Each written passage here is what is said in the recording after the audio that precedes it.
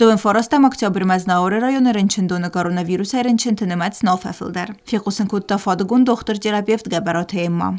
По сравнению с прошлой неделей, да, вот последние 2 дня как бы стало меньше больных. Тогда бывало 10, 8, 12 в день выявления.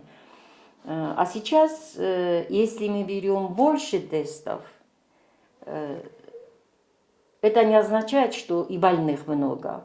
Abone ambulatorun xıqdayız nəvət zıxsaz rınçını. Savavar bazzov nəv. Birət əsasən nizə xat qədər nəkənənd. İva yutu tazı tıxsın kəni, xofaq əməsxizə sətəft. Fəlax həm rınçın təstı qatdır. В стационаре у нас, в инфекционной больнице, 14 больных на сегодня. Там у нас 3 наших жителей района. Состояние у них было тяжелое, там поражение было 30%, 40%, 20%. Сейчас, мы по телефону в основном связываемся, отмечается улучшение.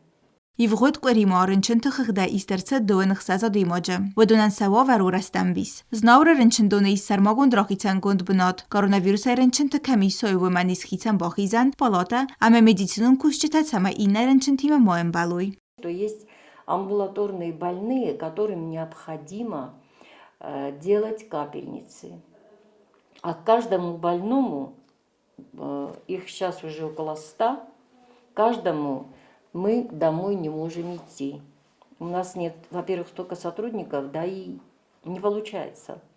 Вот. Они приходят сюда, делают свои процедуры и уходят домой.